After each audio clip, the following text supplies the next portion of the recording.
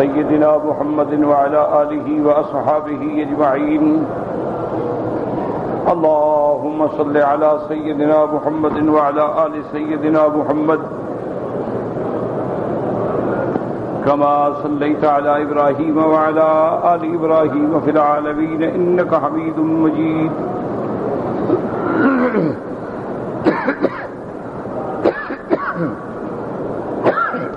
من الشيطان الرجيم. بسم الله الرحمن الرحيم. إن الله عنده علم الساعة وينزل الغيث ويعلم ما في الأرحام وما تدري نفس ماذا تكسب غدا وما تدري نفس بأي أرض تموت إن الله عليم خبير. اللہ تبارک و تعالی نے کلام مقدس کی ان آیات میں مسئلہ علم غیب پہ ارشاد فرمایا ہے. الحمدللہ جیسے آپ نے سورۃ لقمان پڑھی ہے، سب سے پہلے اللہ نے قرآن پاک کی صفات، عظمت، شان کا بیان فرمایا تھا کہ تلک آیات الکتاب الحکیم ھدی ورحمۃ للمحسنین، کہ اللہ کا قرآن جو ہے یہ ہدایت ہے، رحمت ہے، لیکن ان لوگوں کے لیے جو ایمان لاتے ہیں. اور محسنین کون ہیں؟ ارشاد فرمایا کہ الذین یقیمون الصلاۃ، جو لوگ نماز قائم کرتے ہیں، زکوٰۃ ادا کرتے ہیں، وہم بالآخرۃ ہم یوقنون، اور آخرت پہ ان کو یقین کامل ہے. یہی لوگ ہیں جو ہدایت پر ہیں اور یہی لوگ ہیں جو کامیاب ہیں. اور اس کے بعد اللہ نے ان لوگوں کی مذمت بیان کی تھی کہ جو اللہ کے قرآن کے مقابلے پہ لہو الحدیث، یعنی غنا، گانا بجانا، موسیقی، ہلا گلا. فرمایا کہ بعض لوگ ایسے بھی ہیں جو لہو الحدیث لے کے اپنے آپ کو راستے سے بھٹکاتے ہیں اور اللہ کے قرآن کے راستے کو چھوڑتے ہیں. ان کے لیے عذاب اہانتناک ہے. جب ان پہ اللہ کا قرآن پڑھا جاتا ہے تو وہ تکبر کرتے ہوئے رخ پھیرتے ہیں، گویا کہ انہوں نے سنا ہی نہیں ہے، گویا کہ ان کے کانوں میں بوجھ ہے. وہ قرآن کی طرف توجہ ہی نہیں کرتے، سنتے ہی نہیں ہیں. اللہ نے فرمایا میرے محبوب ان کو بتلا دیں، فبشرہ بعذاب علیم، عذاب دردناک کے بارے میں. پھر اللہ نے مومنوں کی صفتیں بیان فرمائی تھی کہ ان الذین آمنوا وعملوا الصالحات، جو لوگ ایمان لائے، اچھے عمل کیے، ان کے لیے ہمیشہ کے لیے نعمتیں ہیں، باغات ہیں، جنت ہمیشہ ان میں رہیں گے، اور یہ اللہ کا پکا وعدہ ہے. اور اللہ ہر چیز پہ غالب ہیں اور حکمت والے ہیں. پھر اللہ نے اپنے دلائل دیے قدرت کے، خلق السماوات بغیر عمد ترونہا، کہ اللہ نے آسمانوں کو پیدا فرمایا، کھڑا کیا اتنی عظیم بلندی پہ اور بغیر کسی ستون کے. اور اللہ نے زمین پہ بوجھ رکھے پہاڑوں کے، وبث فیہا من کل دابۃ، اور پھر زمین میں ہر قسم کے جانور پیدا فرمائے. اللہ نے آسمانوں سے بارش اتاری اور زمین سے جوڑے جوڑے نکالے، پیدا کیے، پھلوں کے، پھولوں کے، درختوں کے. ھذا خلق اللہ، اللہ نے فرمایا یہ ساری مخلوق میری پیدائش ہے، میری مخلوق ہے، میری مصنوع ہے، میری مملوک ہے. فَأَرُونِي مَاذَا خَلَقَ الَّذِينَ مِن دُونِهِ، جن کو تم میرے سوا خدا سمجھتے ہو، حاجت روا سمجھتے ہو، بتاؤ ان نے کیا پیدا کیا. بَلِ الظَّالِمُونَ فِي ضَلَالٍ مُبِينٍ، اللہ نے فرمایا مشرک کافر جو ہیں یہ گمراہی، کھلی گمراہی میں پڑے ہوئے ہیں، ان کے پاس دلیل کوئی نہیں. پھر اللہ نے حضرت لقمان کا ذکر فرمایا، چونکہ اللہ تبارک و تعالی نے دین اسلام کے اندر انصاب ہوں یا الوان ہوں، یعنی نہ رنگ کی کوئی قیمت ہے، نہ قوم اور برادری کی کوئی قیمت ہے.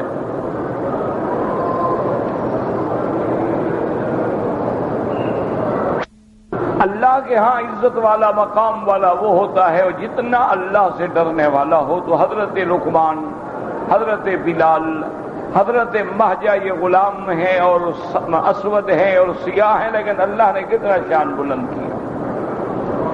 اللہ نے فرمایا کہ ہم لقمان علیہ السلام کو حکمت عطا فرمائی. حکمت کا معنی ہوتا ہے دانائی. اور یہ حکم دیا کہ انشکر للہ، اپنے اللہ کا شکر گزار بن. ومن یشکر فانما یشکر لنفسہ، اور جو آدمی اللہ کا شکر کرتا ہے دراصل وہ اپنا نفع کرتا ہے کہ جتنا شکر کرو گے اتنی رحمتیں اور نعمتیں زیادہ بھی دیں. ومن کفر، اور جو ناشکری کرتا ہے فإن اللہ غنی حمید، اللہ کی ذات جو ہے وہ بے پرواہ ہے. اللہ کی ذات جو ہے وہ سب تمام محامد کی لائق و سزاوار ہے اور ہر چیز اس کی حمد بیان کرتی ہے. پھر حضرت لقمان کے وصایا کا ذکر آیا. وَإِذْ قَالَ لُقْمَانُ لِابْنِهِ وَهُوَ يَعِظُهُ، حضرت لقمان علیہ السلام نے اپنے بیٹے کو نصیحت فرمائی کہ یا بنی لا تشرک باللہ، اللہ کے ساتھ کسی کو شریک نہ کرنا. اللہ کی ذات میں بھی شریک نہ کرنا اور اللہ کے صفات میں بھی شریک نہ کرنا، کیونکہ ان الشرک لظلم عظیم، شرک جو ہے یہ سب سے بڑا ظلم ہے. اور اللہ نے فرمایا کہ ہم نے انسان کو حکم دیا کہ اپنے والدین سے بھلائی کرو. والدین میں سب سے زیادہ مرتبہ ماں کا ہے. حملتہ امہ وہن علی وہن، کے جس نے کمزوری پہ، جس نے تکلیف پہ تکلیف اٹھائی. وفصالہ فی عامین، اور 2 سال کے اندر دودھ چھڑایا. انشکر لی ولوالدیک الی المصیر، تم میرے بھی شکر گزار بنو، اپنے والدین کے بھی شکر گزار بنو، اور میری طرف تم نے لوٹ کے آنا. پھر اللہ نے ایک مسئلہ بیان فرمایا کہ والدین کا بہت بڑا حق ہے، لیکن والدین اگر اللہ کی توحید، اللہ کے فرمان کے خلاف تمہیں کہیں تو پھر ان کی فرما برداری نہیں ہو. اگر والدین کہیں کہ تم نماز نہ پڑھو، اگر والدین کہیں کہ تم داڑھی منڈا ڈالو، اگر والدین کہیں کہ تم اسلام کو چھوڑ کے فیشنیبل زندگی گزارو تو ان کی اطاعت ضروری نہیں. وَإِن جَاهَدَاكَ عَلَىٰ أَن تُشْرِكَ بِي مَا لَيْسَ لَكَ بِهِ عِلْمٌ، اگر وہ تمہیں اس بات پہ آمادہ کریں کہ تم اللہ کے ساتھ شرک کرو، گناہ کرو، فَلَا تُطِعْهُمَا، ان کی ہرگز اطاعت نہ کرو. وَصَاحِبْهُمَا فِي الدُّنْيَا مَعْرُوفًا، اگر والدین کافر اور مشرک ہیں دنیا میں ان کے ساتھ بھلائی کا گزارا کرو. وَاتَّبِعْ سَبِيلَ مَنْ أَنَابَ إِلَيَّ، تم ان کی پیروی کرو جو اللہ کی طرف جانے والے ہیں، اللہ کے رستے پہ چلنے والے ہیں. پھر اللہ نے تحدید بیان کی، ثم الی مرجعکم، تم سب نے میری ہی طرف لوٹ کے آنا ہے. فانبئکم بما کنتم تعملون، پھر جو کچھ تم کرتے رہے ہو اس کے مطابق میں تمہیں فیصلہ دوں گا، جزا دوں گا.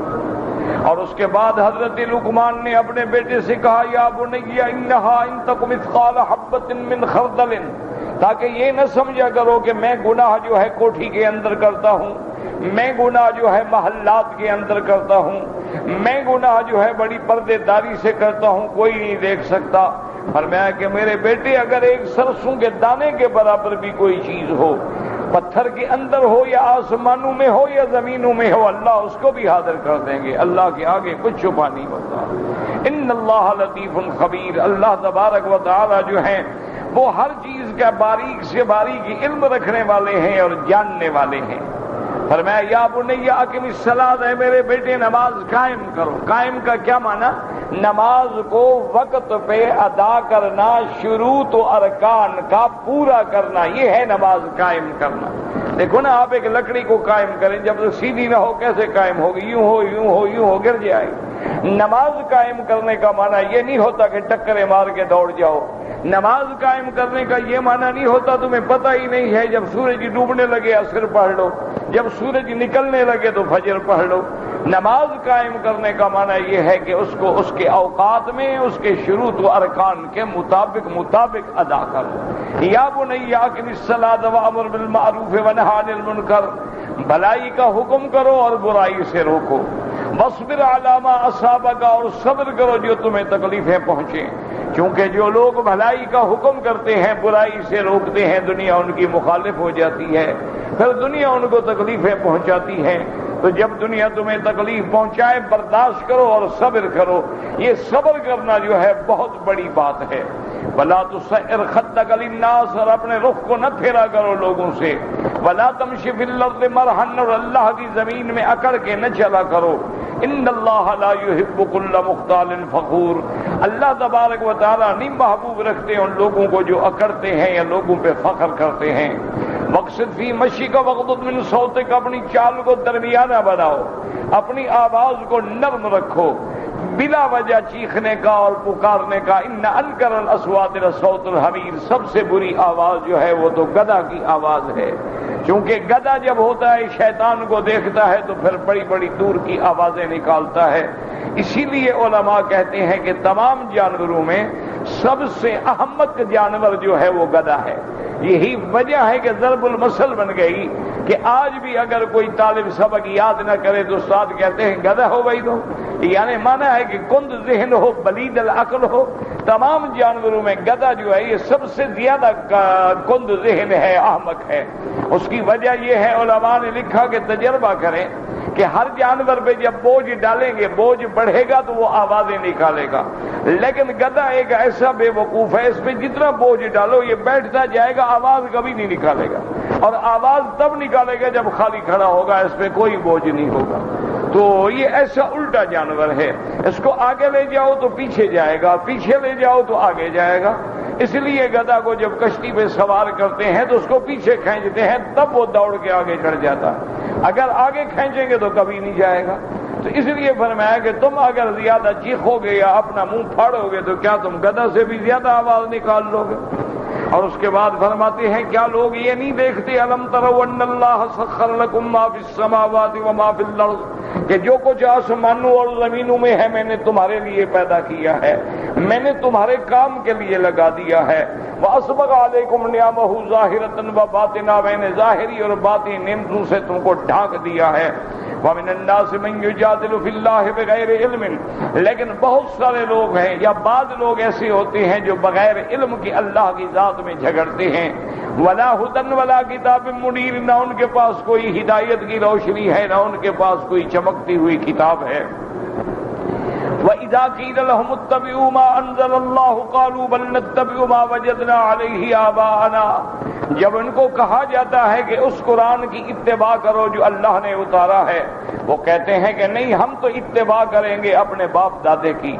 یاد رکھو یہ آیات جو ہیں کافروں کے لیے ہیں، یہ آیات مسلمانوں کے لیے نہیں ہے کہ جو لوگ امام ابو حنیفہ ہے، امام شافعی ہے، امام مالک، امام احمد بن حنبل رحمہ اللہ کی تقلید کریں، ان پر یہ آیاتیں پڑھی جائیں تو یہ پڑھنے والوں کا ظلم ہوگا، کیونکہ یہ آیات جو ہیں کفار کی ہیں، یہ آیات جو ہیں کافروں کے بارے میں ہیں، یہ آیات ان لوگوں کے بارے میں ہیں جو قرآن کے مقابلے پہ ماں باپ کی باتوں پہ چلتے ہیں، اور ان کے ماں باپ جو ہیں وہ جاہل ہیں، لا یاقل ہیں، لا یعلم ہیں، اور ان کے ماں باپ جو ہیں وہ غیر ہدایت یافتہ ہیں۔ اسی طرح دوسری جگہ پہ اللہ تبارک و تعالی نے فرمایا اولو کان آباؤہم لا یعقلون شیئا ولا یہتدون، کیا تم اپنے ماں باپ کی اندھی تقلید کرو گے چاہے وہ نہ بالکل نہ سمجھ ہوں اور کوئی ہدایت یافتہ بھی نہ ہوں؟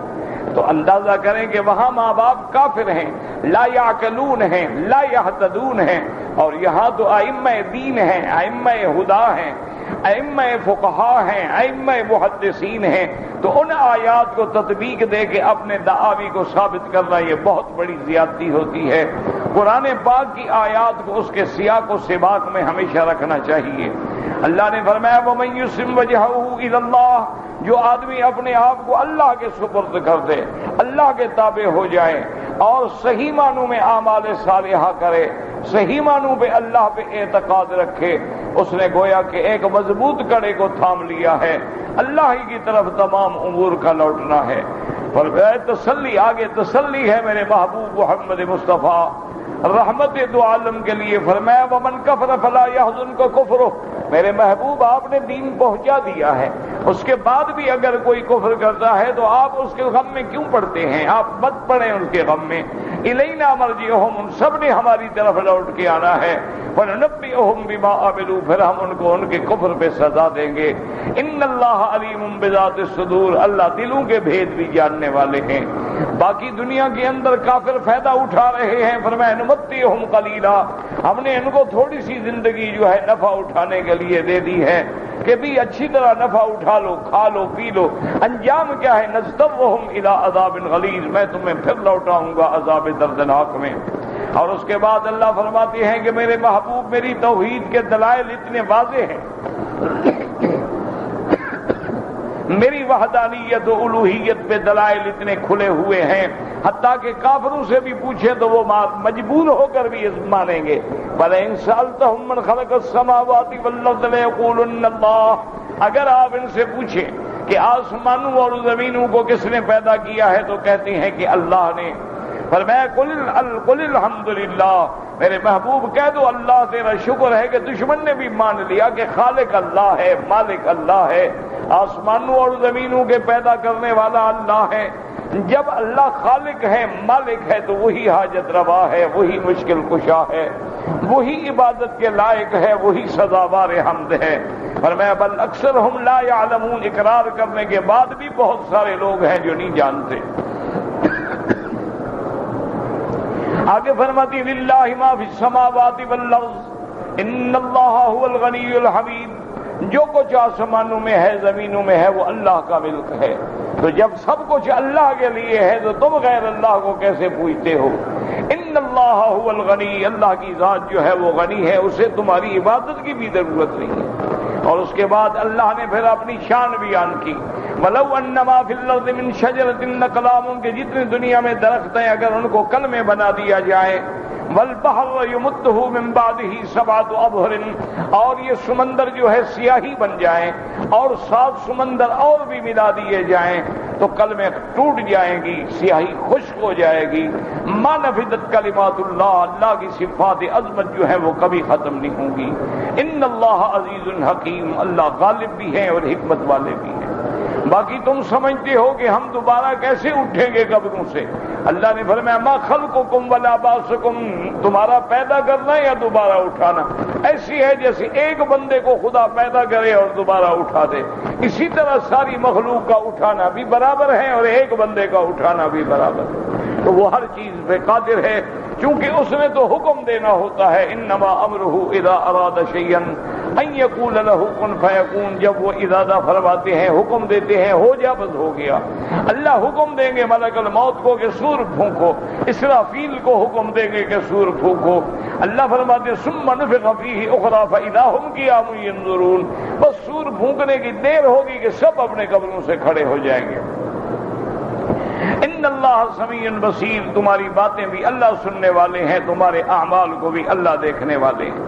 اللہ نے فرمایا کہ کیا تم نہیں دیکھتے ہو، الم تر ان اللہ یولج اللیل فی النہار، کہ اللہ تبارک و تعالی رات کو دن میں داخل کر کے دن کو بڑا کر دیتے ہیں، رات کو چھوٹا کر دیتے ہیں، اور کبھی اللہ تبارک و تعالی رات کو بڑا کر دیتے ہیں اور دن کو چھوٹا کر دیتے ہیں۔ وسخر الشمس والقمر کل یجری الی اجل مسمى، اور اللہ نے کام میں لگا دیا ہے آسمان میں سورج کو اور چاند کو، سب اپنے ایک وقت مقرر پر جو ہے چل رہے ہیں۔ جب وہ وقت مقرر آ جائے گا تو سورج چاند بھی ختم ہو جائیں گے، آسمان اور زمین بھی ختم ہو جائیں گے۔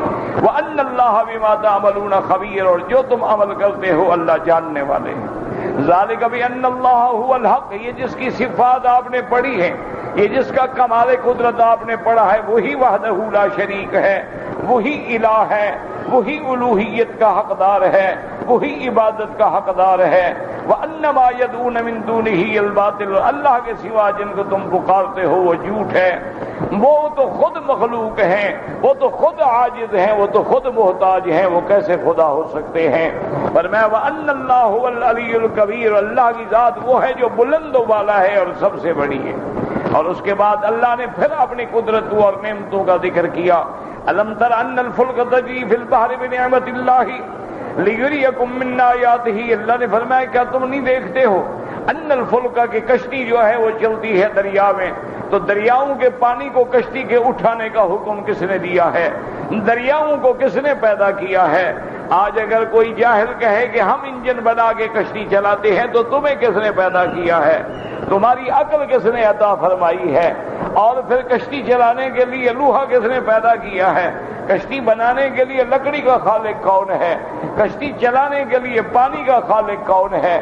اور سمندروں اور دریاؤں موجوں اور ہواؤں کے نظام کو چلانے والا کون ہے؟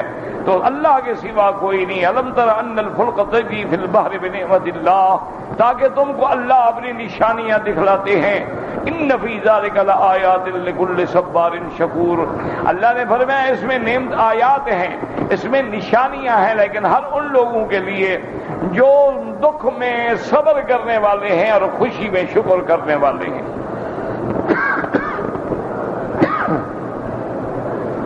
آگے اللہ کافروں کا حال بیان فرماتے ہیں کہ وَإِذَا غَشِيَهُم مَّوْجٌ كَالظُّلَلِ دَعَوُا اللَّهَ، کہ جب ان کو دریا میں موجیں پکڑ لیتی ہیں، بادلوں کی طرح موجیں آ جاتی ہیں، تو اب مجھے پکارتے ہیں کہ یا اللہ تو ہمیں بچا، یا اللہ. فَلَمَّا نَجَّاهُمْ إِلَى الْبَرِّ، پھر جب ہم ان کو بچا دیتے ہیں، ہم ان کو خشکی پہ اتار دیتے ہیں، وَمِنْهُم مُقْتَصِدٌ، پھر ان میں لوگ ہیں جو اللہ کا انکار کرتے ہیں.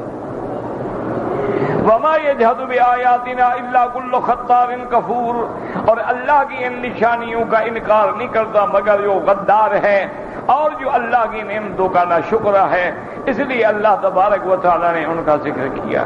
اور اس کے بعد پھر اللہ تبارک و تعالیٰ قیامت کا ذکر کرتے ہیں تمہیں جگانے کے لیے، تمہیں بتلانے کے لیے، تمہیں سمجھانے کے لیے کہ بندے دنیا کی زندگانی میں غافل نہ ہو جاؤ.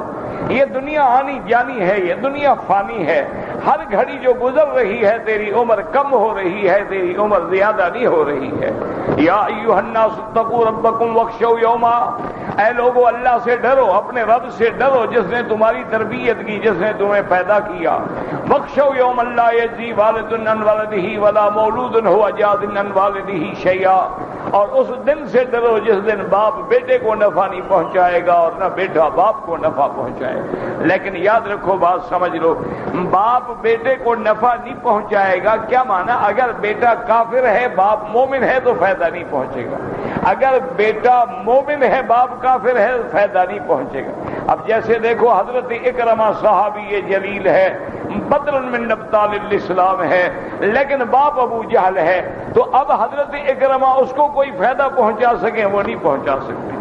حضرت نوح علیہ السلام نبی ہے لیکن بیٹا کافر ہے. آدم علیہ السلام نبی ہے لیکن بیٹا قابیل کافر ہے. تو اب باپ بیٹے کو فائدہ پہنچا سکے کوئی فائدہ نہیں پہنچا سکتا. اسی طرح آپ دیکھیں کہ بیٹا ابراہیم الخلیل ہے اور باپ آزر ہے، بیٹا بت شکن ہے اور باپ بت فروش ہے، بیٹا اللہ کی توحید کا علم بردار ہے اور باپ جو ہے وہ جھوٹے خداؤں کا پرستار ہے. اب کوئی فائدہ پہنچائے ابراہیم علیہ السلام وہ نہیں پہنچا سکتے. ہاں اگر باپ بھی مومن ہو بیٹا بھی مومن ہو تو پھر باپ کا فائدہ بھی اولاد کو ہوگا اور اولاد کا فائدہ بھی باپ کو ہوگا. اولاد جو ہے وہ اپنے ماں باپ کی شفاعت کرے گی. اسی طرح حدیث میں آتا ہے کہ جس لڑکے نے قرآن پاک یاد کر لیا، حافظ بن گیا، اللہ کی آمد میں حکم دیں گے کہ والدین کو پیش کرو. وہ والدین کو لے آئیں گے تو حضور نے فرمایا ان کے والدین کے سر پہ تاج رکھا جائے گا اور اس تاج میں ایسے موتی ہوں گے، حضور نے فرمایا اگر ایک موتی دنیا میں آ جائے تو سورج چاند بے نور ہو جائے. تو اب دیکھو بیٹے کے یاد کرنے سے والدین کو فائدہ ہوگی. اسی طرح صحیح قرآن پاک میں آتا ہے کہ قیامت والے دن جب کوئی آدمی اللہ کی رحمت سے جنت میں پہنچے گا تو کہے گا یا اللہ میں تو جنت میں آ گیا، میرے بیٹے بیٹیاں پوتے پوتیاں نواسے وہ تو نظر نہیں آ رہے.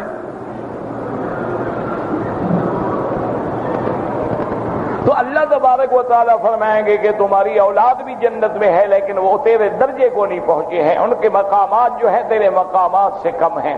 وہ کہے گا یا اللہ میں نے دنیا میں جو بھی عبادت کی، میں نے جو بھی دعائیں کی، میں نے جو بھی عمل کیا اولاد کے لیے بھی تو کرتا رہا ہوں. اللہ حکم دیں گے کہ والذین آمنوا واتبعتهم ذریتهم الحقنا بهم، اللہ حکم دیں گے کہ ان کی اولاد کو بھی ماں باپ کے مرتبے پہ پہنچا دو. یعنی اس کی رحمت دیکھیں، یہ نہیں کریں گے کہ والدین کو نیچے کر دو بلکہ کہیں گے اولاد کو اونچا کر دو. تو اب والدین کے عمل سے اولاد کو بھی فائدہ ہو گیا، تو اولاد کے عمل سے والدین کو بھی فائدہ ہوگا اور والدین کے عمل سے اولاد کو بھی فائدہ ہوگا. جیسا کہ حضرت خضر علیہ السلام نے قرآن پاک میں آتا ہے کہ جب آپ نے دیوار ٹھیک کی اور آپ نے دیوار کو بنا دیا، حضرت موسیٰ علیہ السلام ناراض ہوئے.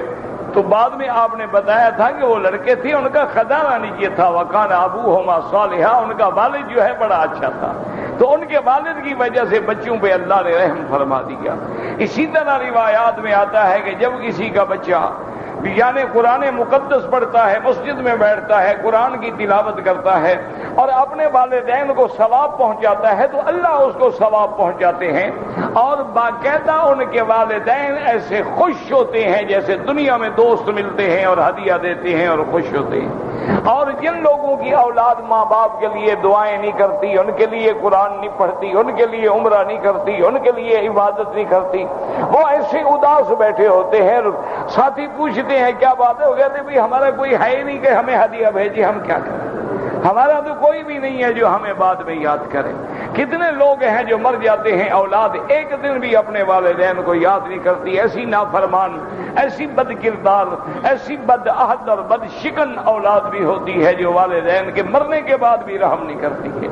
تو اگر والدین مومن ہیں، اولاد مومن ہیں تو فائدہ ہوگا۔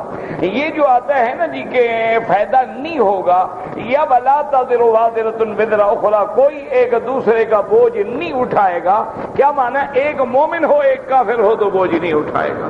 اگر مومن ہے لا شک کا بھی ذالک ان کا فائدہ ہوگا، کیسے فائدہ نہیں ہوگا؟ اس لیے اللہ فرماتے ہیں کہ یا ایھا الناس اتقوا ربکم واخشوا یوما یوم لا یجزی والد عن ولدہ، اس دن سے ڈرو جس دن والد اپنی اولاد کو نفع نہ پہنچائے، ولا مولود ہوا جاز عن والدہ، مولود مانا یعنی تیرا حقیقی بیٹا جو تیرے صلب سے پیدا ہوا، جب وہ بھی نفع نہیں پہنچائے گا تو پوتے پوتیاں کیا نفع پہنچائیں گے؟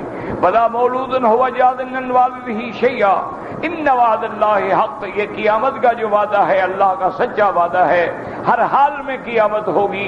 ان الساعۃ آتیۃ لا ریب فیہا، قیامت آنے والی ہے جس میں کوئی شک نہیں۔ اس لیے میرے پاک نبی رحمت دو عالم، سرکار دو عالم، حبیب دو عالم، محبوب دو عالم صلی اللہ علیہ وسلم جب رات کو اٹھتے اور آسمانوں پہ نظر پڑتی تو آپ فرماتی اللہم انت الحق ووعدک الحق وقولک حق ولقاؤک حق والجنت حق والنار حق والساعۃ حق والنبیون حق ومحمد حق صلی اللہ علیہ وعلی آلہ واصحابہ وسلم تسلیما کثیرا۔ اس لیے اللہ نے فرمایا یہ نہ سمجھنا کہ باتیں ہیں، ان وعد اللہ حق، اللہ کا وعدہ حق ہے۔ فلا تغرنکم الحیات الدنیا ولا یغرنکم باللہ الغرور، تمہیں دنیا کی لذت اور دنیا کی زندگانی جو ہے وہ دھوکے میں نہ ڈالے، چونکہ بندے جو ہیں نا یہ دنیا کی لذات میں کھو جاتے ہیں، لوگ جو ہے وہ شباب و شراب میں کھو جاتے ہیں، لوگ جو ہے وہ دنیا کی جھوٹی آرام میں کھو جاتے ہیں۔ اللہ نے فرمایا دنیا کے جھوٹے دھوکے میں نہ آنا، یہ دنیا گزر جائے گی اور تم نے اللہ کے دربار میں پیش ہونا ہے۔ فلا ولا یغرنکم باللہ الغرور، اور نہ دھوکے میں ڈالے تمہیں شیطان، چونکہ شیطان بھی دھوکہ دیتا ہے، شیطان بھی جھوٹے وعدے کرتا ہے، شیطان بھی جھوٹی امیدیں دلاتا ہے۔ فکر نہ کرو، جوان آدمی ہو، کھانے پینے کے دن ہیں، کھیلنے کودنے کے دن ہیں، اور میاں بڑی زندگی پڑی ہے، توبہ کر لینا، حج کر لینا۔ اللہ میاں تو ایک توبہ سے راضی ہو جاتے ہیں، لیکن یہ پتہ نہیں توبہ نصیب بھی ہوگی یا نصیب نہیں ہوگی۔ اس لیے اللہ نے فرمایا ولا یغرنکم باللہ الغرور، اور تمہیں شیطان جو ہے وہ دھوکے میں نہ ڈالے۔ اور سورت کی آخری آیات مبارک میں فرمایا ان اللہ عندہ علم الساعہ وینزل الغیث، اللہ ہی کے پاس ہے قیامت کی گھڑی کا علم۔ یاد رکھو قیامت کی نشانیوں کا علم اللہ نے عطا فرما دیا ہے، لیکن قیامت کب ہوگی اس کا علم اللہ کے سوا کسی کو نہیں ہے۔ وینزل الغیث، اور بارش کا اترنا، ویعلم ما فی الارحام، اور ارحام امہات کا کے اندر جو چیز ہوتی ہے، لڑکا ہے یا لڑکی ہے۔ وما تدری نفس ماذا تکسب غدا، اور کوئی نہیں جانتا کہ کل کا دن میرا کیا ہوگا۔ وما تدری نفس بأی ارض تموت، اور کوئی نہیں جانتا مجھے موت کہاں آئے گی، میں جہاں رہتا ہوں موت یہاں آئے گی یا کسی اور ملک میں آئے گی۔ یاد رکھیں اللہ کے سوا تو غیب کوئی بھی نہیں جانتا، تمام مغیبات جو ہیں، تمام غیب کے خزانے جو ہیں وہ اللہ کے پاس ہیں۔ وَعِندَهُ مَفَاتِحُ الْغَيْبِ لَا يَعْلَمُهَا إِلَّا هُوَ، اللہ کے خزانے کی غیب کی کنجیاں اسی کے پاس ہیں۔ قُل لَّا يَعْلَمُ مَن فِي السَّمَاوَاتِ وَالْأَرْضِ الْغَيْبَ إِلَّا اللَّهُ، اللہ نے فرمایا میرے محبوب اعلان کر دیں کہ آسمانوں اور زمینوں میں کوئی نہیں جو غیب جانتا ہو۔ اللہ چاہتے ہیں تو اپنے بندوں پہ ظاہر کر دیتے ہیں، وہ اظہار عن الغیب ہوتا ہے، اللہ چاہتے ہیں تو خبر دے دیتے ہیں، وہ اخبار عن الغیب ہوتا ہے۔ اللہ چاہتے ہیں تو اطلاع فرما دیتے ہیں، وہ اطلاع علی الغیب ہوتی ہے۔ علم غیب جو ہے وہ خاصہ خدا ہے، اللہ کے سوا کوئی عالم الغیب نہیں۔ هو اللہ الذی لا الہ الا ہو عالم الغیب والشہادہ هو الرحمن الرحیم، اسی ہی کی ذات ہے جو عالم الغیب ہے۔ اسی لیے قیامت والے دن تمام پیغمبر مل کے کہیں گے قالوا لا علم لنا، یا اللہ ہمیں علم نہیں ہے تفصیلات کا، انک انت علام الغیوب، آپ ہی کی ذات ہے جو علام الغیوب ہے۔ تو یاد رکھو علم غیب خاصہ خدا ہے۔ ان 5 چیزوں کا ذکر کیوں کیا گیا کہ عام طور پہ ان 5 چیزوں کے بارے میں جستجو ہوتی ہے، ورنہ تو ہر غیب کا علم جو ہے وہ اللہ تبارک و تعالیٰ کے پاس ہے۔ احکام غیبیہ ہوں یا اقوام غیبیہ ہوں، تمام غیب کا مالک جو ہے وہ اللہ تبارک و تعالیٰ ہے۔ باقی یاد رکھے کہ کوئی الٹرا ساؤنڈ کر کے بتلا دے کہ لڑکا ہے یا لڑکی ہے، یہ علم غیب نہیں ہوتا، یہ تو ما تحت الاسباب ہے۔ جیسے میں گھڑی دیکھ کر وقت بتا دوں تو یہ علم غیب نہیں ہوتا، میں گاڑی کی رفتار دیکھ کر بتلا دوں کہ آپ کا ہوائی جہاز جو ہے وہ 10 بجے چلے گا اور 4 بجے پاکستان پہنچے گا، سفر اور سپیڈ کا اندازہ، یہ علم غیب نہیں ہوتا ہے، یہ تو ما تحت الاسباب چیزیں ہوتی ہیں۔ علم غیب وہ ہوتا ہے کہ اسباب نہ ہوں۔ آج آپ ایک ٹیلی فون کے ذریعے 2 لاکھ میل پہ بیٹھ کے بات کر لیتے ہیں، یہ علم غیب۔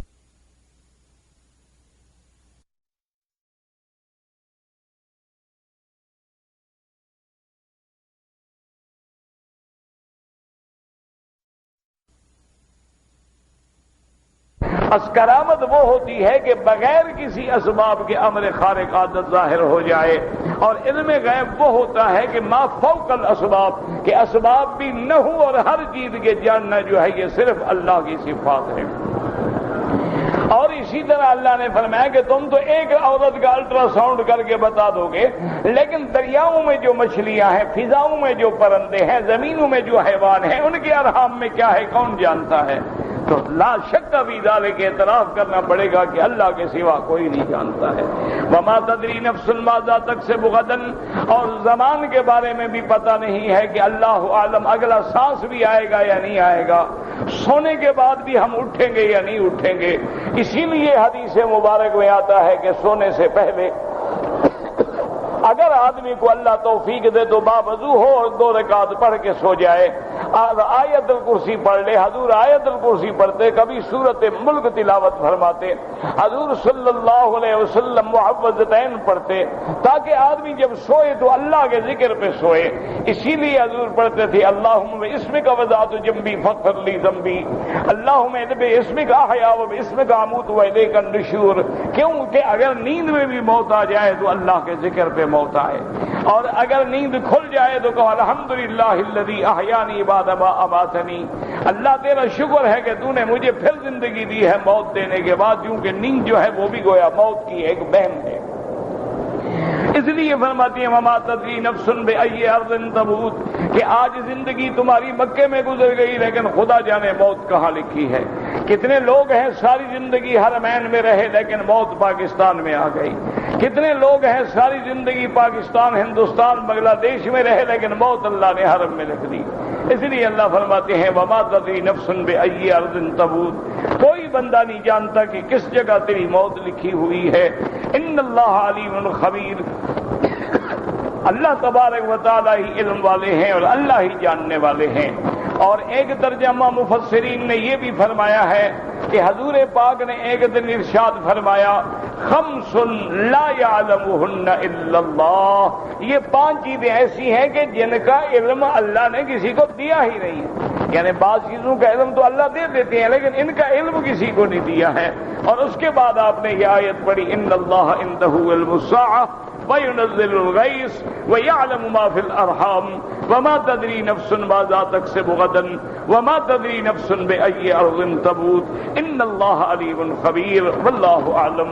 تو الحمدللہ اللہ نے ہمیں اپنی رحمت سے، اپنے فضل سے، اپنے کرم سے سورۃ لقمان کی تفسیر پڑھنے پڑھانے کی توفیق دی۔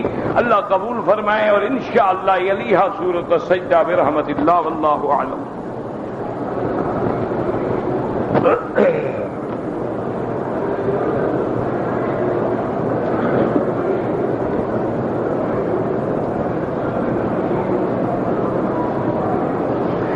اگر ایک عورت بیوہ ہو گئی ہے اور وہ دوسری شادی کرنا چاہتی ہے تو شریعت محمدی علیہ الصلاۃ والسلام میں یہ حکم ہے کہ اس کے وارث جو ہیں اس کی شادی میں قطعاً رکاوٹ نہ ڈالیں، بلکہ اعانت کریں، مدد کریں کہ اس کی شادی ہو۔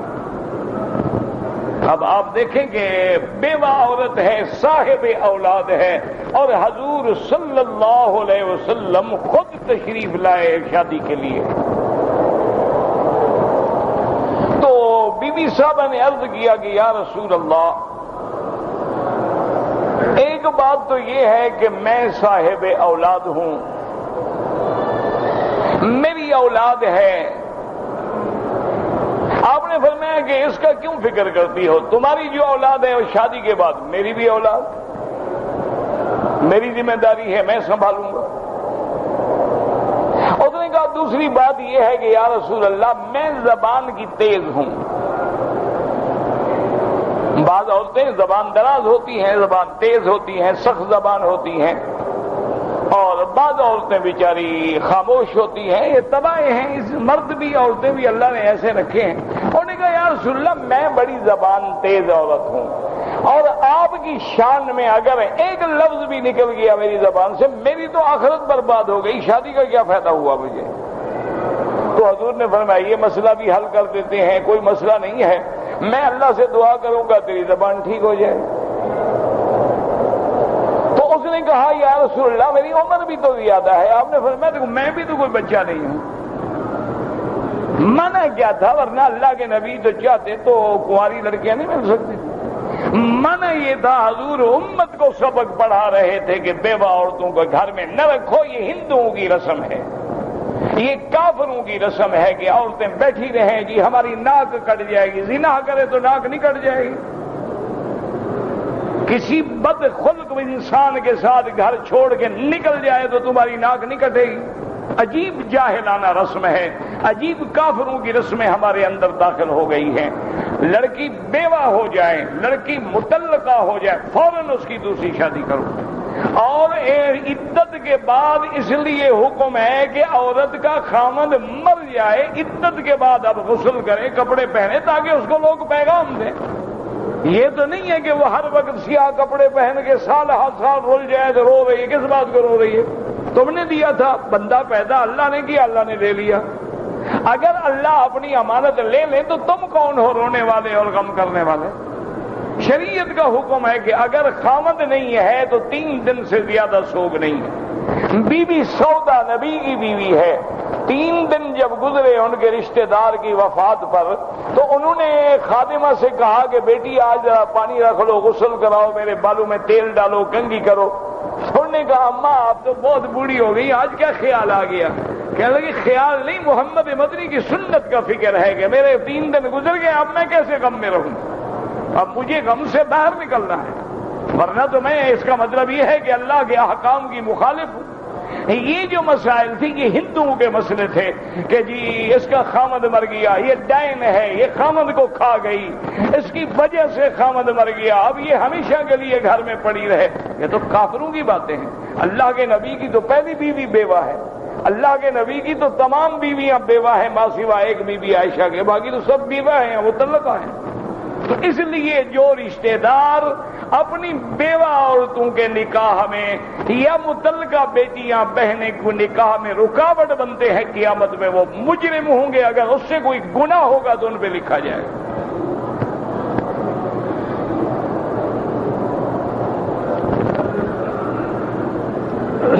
کہتے جی کہ پاکستان میں تعداد نماز جنازہ کی صفوں میں طاق رکھتے، اچھی بات ہے بابا، یہ کوئی مسئلہ تو نہیں ہے، اچھی بات ہے کہ ان اللہ وتر یحب الوتر۔ یہ ضروری نہیں کہ 3 آدمی ہو تو 3 صفیں بناؤ، ایک آگے کھڑا ہو، ایک پیچھے کھڑا ہو، ایک اس کے پیچھے کھڑا ہو، یہ کیا بات؟ ہمارے ہاں یہی تو مصیبت ہے نا کہ ادب آداب کا بڑا خیال ہے، مسجد کے قریب گزریں گے تو مسجد کو بھی سلام کریں گے، اذان ہو رہی ہو 2 من کا بوجھ سر پہ کھڑا ہو جائے گا، اذان ہو رہی ہے، نماز نہیں پڑھے گا، چلے جائے گا۔ اس سے بڑا بدبخت ہے کوئی دنیا میں؟ نماز کا حیا ہے، نماز نہیں پڑھتا، اذان کا حیا ہے۔ قرآن کو چوم لے گا لیکن داڑھی صبح و شام شیو کرائے گا. اللہ کے نبی کا نام چوم رہا ہے, نبی کی سنت پہ اس طرح پھروا رہا ہے. کوئی عقل ہے؟ کوئی مسلمان ہے؟ کیا ہے؟ یعنی اللہ کے نبی سے بھی ڈرامہ کرتے ہو کہ تیرا نام بڑا مقدس لیکن تیری سنت مقدس نہیں ہے, تیری شکل مقدس نہیں ہے.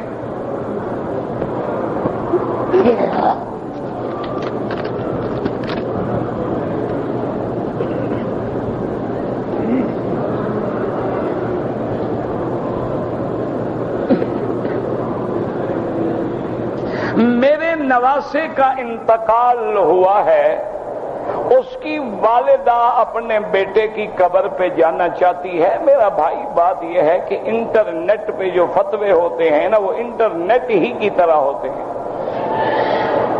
اللہ کے نبی نے عورتوں کو قبرستان میں جانے سے منع فرمایا.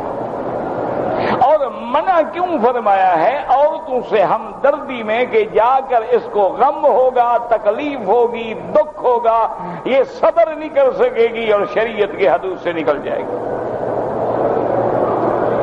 تو میری بیٹی اگر آپ قبر پہ چلی بھی جائیں, کیا خیال ہے کیا ہو جائے گا؟ آپ کو تسلی ہو جائے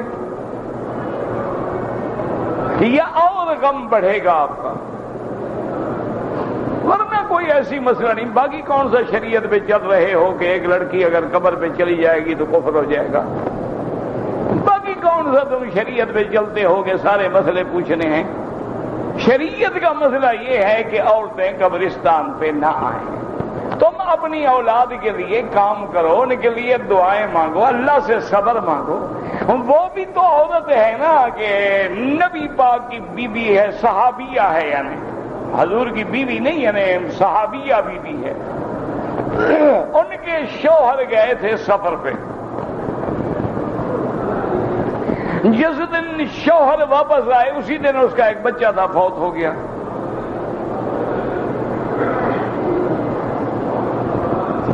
اب بیوی نے سوچا کہ اتنے مہینے کے سفر کے بعد خامد آ رہا ہے تو خامد کو اپنی بیوی کی خواہش ہوتی ہے اور آگے بچہ مر گیا, میں کیا کروں؟ اس نے کہا کہ اللہ کا حکم ہے کہ جو مومن ہوتے ہیں, صابر ہوتے ہیں. اس نے بچے کو غسل دیا, کفن پہنایا, کمرے کے اندر لٹا دیا اور خود غسل کیا, کپڑے پہنے, خاوند کا استقبال کیا. خاوند نے پوچھا کہ بیٹا, انہوں نے کہا بیٹا سو گیا.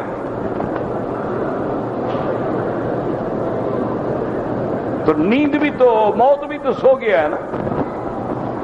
نیند کو بھی موت کہا گیا اور موت کو بھی نیند کہا گیا. تو میاں بیوی ملے, سب کچھ ہوا. اس کے بعد اس نے پوچھا کہ ایک مسئلہ میں پوچھتی ہوں تم سے, اگر کوئی آدمی ہمارے گھر میں 2 لاکھ ریال امانت رکھ جائے اور وہ آ کے مانگے تو اس کو دینا چاہیے کہ نہیں دینا؟ انہوں نے کہا بالکل دینا چاہیے, امانت میں خیانت تو بہت بڑا گناہ ہے. اس نے کہا اگر وہ اپنی امانت لے جائے تو ہمیں افسوس کرنا چاہیے. اس نے کہا بڑی بیوقوف عورت ہے, اس کی امانت ہے, وہ اپنی لے گی, افسوس کس بات کی؟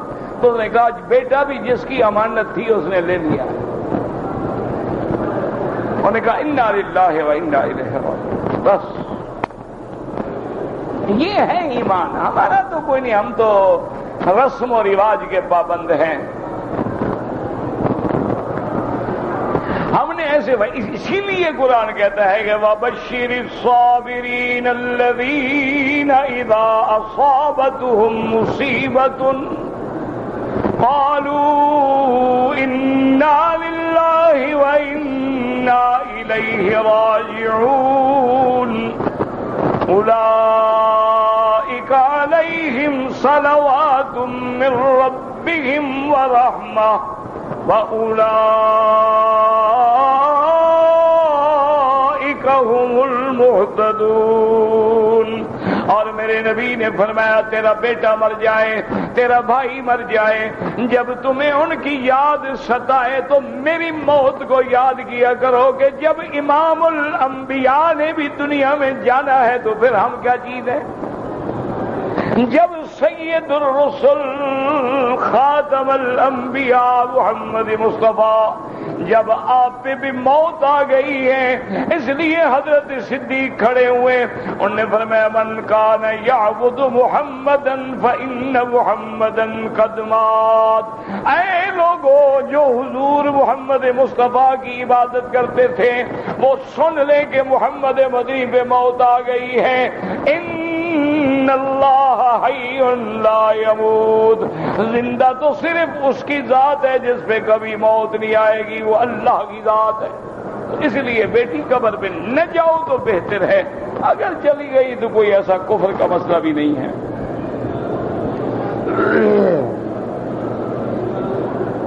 اگر دعا مانگے تو سیدھی دعا مانگے۔ دیکھیں سب سے بڑی چیز طواف ہے جو کائنات کے ذرے ذرے سے مخلوق آتی ہے، لیکن اللہ کے نبی نے کیا دعا سکھلائی؟ فرمایا جب رکن یمانی پہ آؤ تو کہو بسم اللہ اللہ اکبر وللہ الحمد اللہم انی اسألک العفو والعافیہ ربنا آتنا فی الدنیا حسنۃ وفی الآخرۃ حسنۃ وقنا عذاب النار۔ اسی طرح حضرت آدم کی دعا دیکھو ربنا ظلمنا انفسنا، تو جب دعا مانگو اللہ سے براہ راست مانگو، واسطہ وسیلہ نہ دیا کرو۔ جو علماء توسل کے قائل ہیں وہ بڑا باریک مسئلہ ہے، وہ تیری سمجھ سے بالاتر ہے، لہذا تم جب بھی دعا مانگو اللہ سے مانگو۔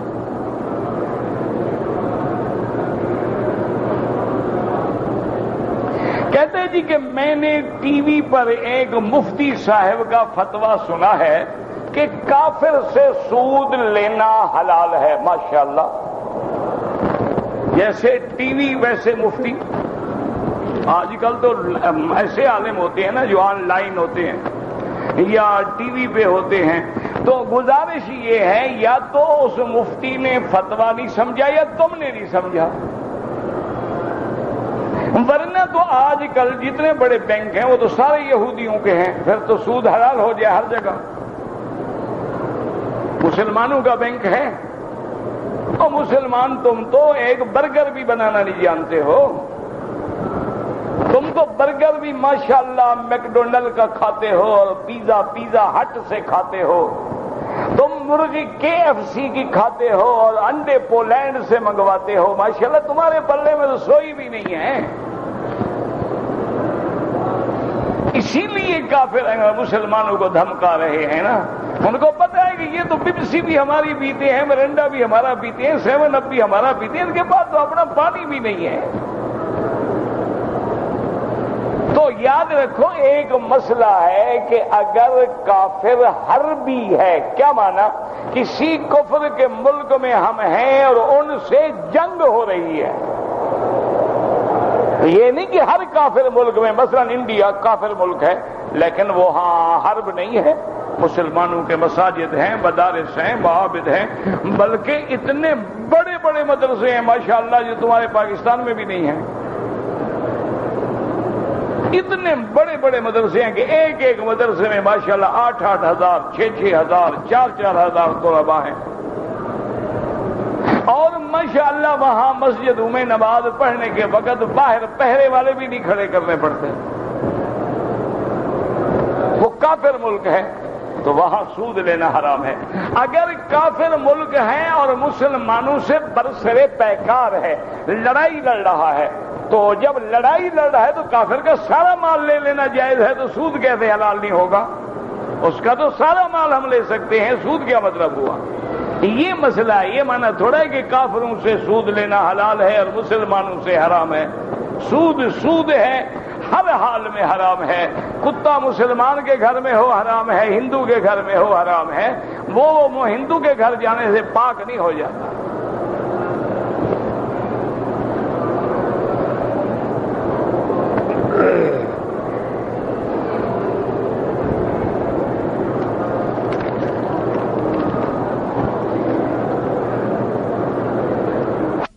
کہ فیقہ کے 4 امام ہیں، ان میں سے کسی ایک کو فالو کر سے، جب فیقہ لکھتے ہو مسئلہ کیا پوچھتے ہو؟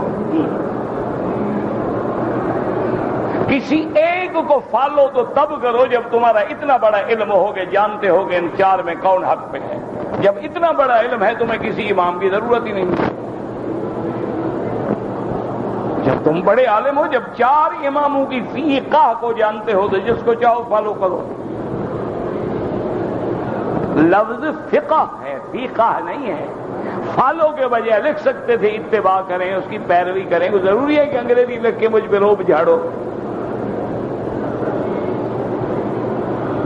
تو میرا بھائی اتباع ائمہ کی تب ہوتی ہے کہ ہمیں مسئلے کا علم نہیں ہے، ہمیں تمام احادیث پہ نظر نہیں ہے، ہمیں ناسخ منسوخ پہ نظر نہیں ہے، ہمیں حدیث صحیح اور ضعیف اور مرسل موزل منقطع میں فرق کرنے کا علم نہیں ہے۔ لازمی بات ہے کہ اب مسئلے میں ہم عالم کے پاس جائیں گے۔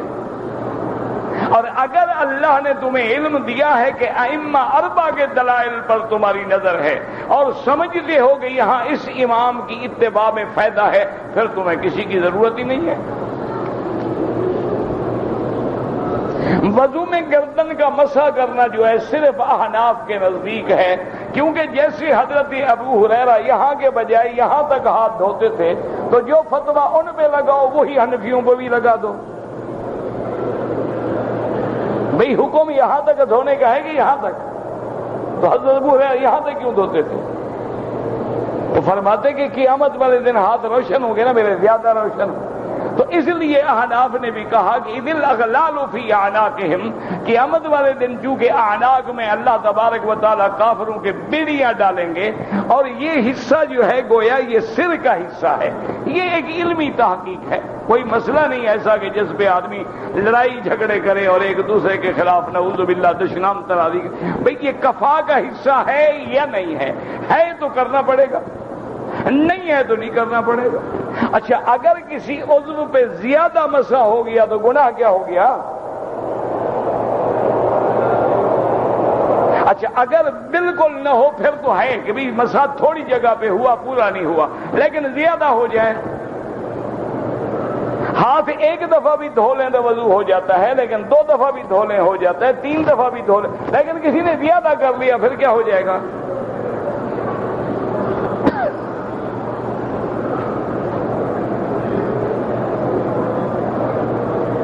میں جب پاکستان سے آیا ہوں تو میں نے احرام جدے سے باندھا ہے، دم پڑ گئی، اور تم میقات کے عمرے سے بھی محروم ہو گئے۔ صرف دم نہیں، وہ جو ثواب ملنا تھا وہ بھی گیا۔ جدہ تو ہل ہے، جدہ کوئی میقات تھوڑا ہے۔ بہرحال اب تو تم ایک دم دو اور آئندہ احتیاط کرو۔ کہتے جی کہ ننگے سر نماز ہو جاتی ہے، گلے میں قمیض بھی نہ ہو تو ہو جاتی ہے، صرف سر ننگا نہ ہو، بدن بھی ننگا ہو، ما سوا ناف سے لے کر گھٹنے تک نماز ہو جاتی ہے۔ لیکن یہ مسئلہ ہم نے کہیں نہیں پڑھا کہ ٹوپی ہو تو اتار کے پھینک دو۔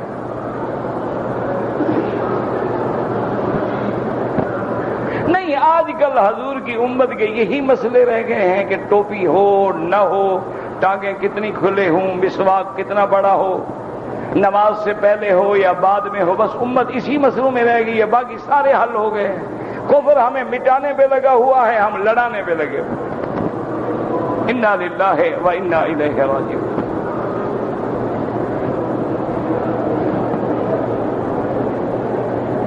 میں نے اپنی والدہ کو ویل چیئر پہ طواف کروانا ہے، صفا کروانی، اپنی نیت بھی کر لیں، آپ کا بھی ہو جائے گا۔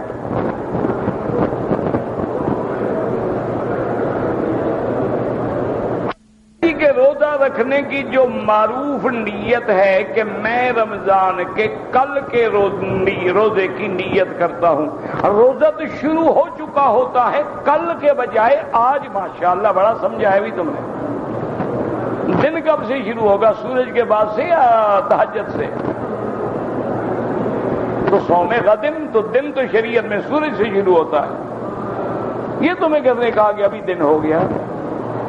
وہ تو دن کے اثرات غالب آ گئے، کھانا پینا بند ہو گیا کہ کلوا واشربوا حتی یتبین لکم الخیط الابیض من الخیط الاسود من الفجر، لیکن دن تو نہیں ہوا۔ اگر دن ہو گیا، سورج نکل گیا، تو فجر کی تو نماز نہیں ہوگی۔ اللہ کے ہاں شریعت میں دن شمار ہوتا ہے سورج نکلنے سے اور ختم ہوتا ہے ڈوبنے پر. صرف یہ انگریز کا دن ہے جو 12 بجے رات کے بدل جاتا ہے. پہلے سکھوں کا 12 بجتے تھے، اب انگریزوں کے بھی بج گئے 12.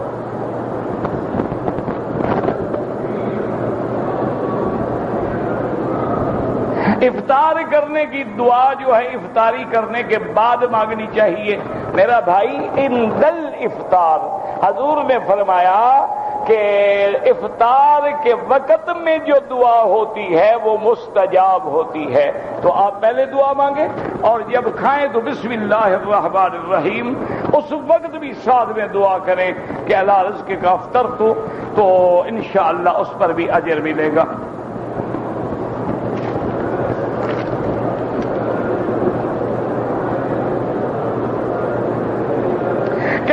کہ علماء کو کس طرح معلوم ہوتا ہے کہ آج کی عورت جو ہے وہ نئے فحاشی کے طریقے اپنا رہی ہے؟ یہ تم لکھ کے ہمیں بتاتے ہو.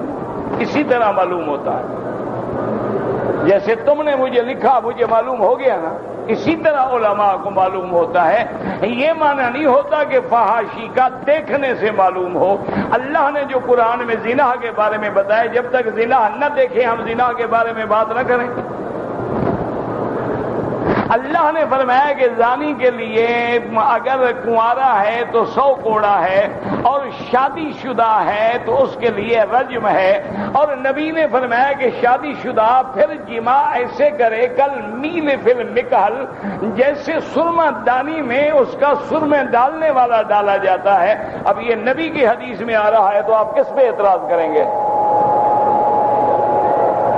تمہیں علماء سے تکلیف ہے، کوئی فکر نہ کرو، قبر میں جانا ہے، خبر آئے گی انشاءاللہ. جیسے تمہیں پتہ ہے ہمیں بھی پتہ ہے، روزانہ جو اخباریں آ رہی ہیں، روزانہ جو تمہارے فوٹو سامنے لگے ہوئے ہیں ماشاءاللہ، وہ چھپے ہوئے ہیں کہ ہمیں پتہ نہیں لگتا.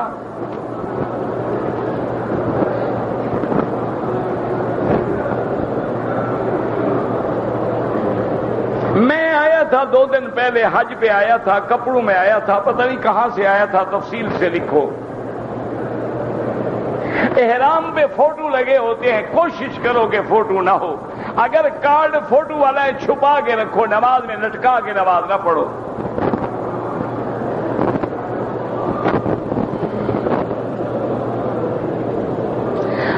عمرہ نفلی عبادت ہے، وقفہ کوئی نہیں، چاہو تو روز کرو چاہو تو نہ کرو. جیسے نفل پڑھنا، چاہو 100 پڑھو چاہے نہ پڑھو.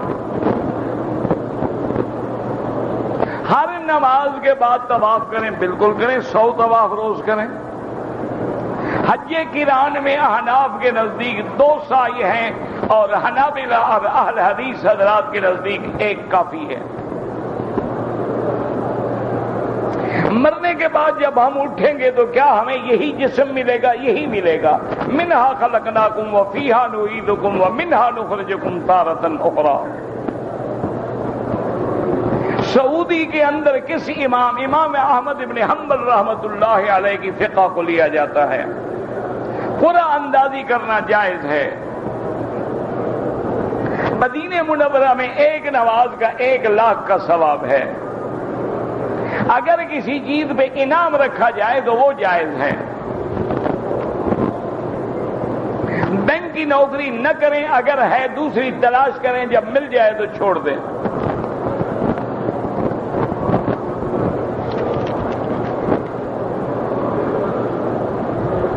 فجر کی نماز سے لے کر سورج نکلنے تک احناف کے نزدیک کوئی نفل بھی نہ پڑھیں، کوئی نماز بھی. اسی طرح سے مغرب تک. لیکن حنابلہ کے نزدیک حرم میں جائز ہے. واللہ اعلم. ربنا تقبل منا وتب علينا انك انت التواب الرحيم. اللهم اجعل لنا وللمسلمين من كل هم فرجا ومن كل ضيق مخرجا ومن كل بلاء عافيه.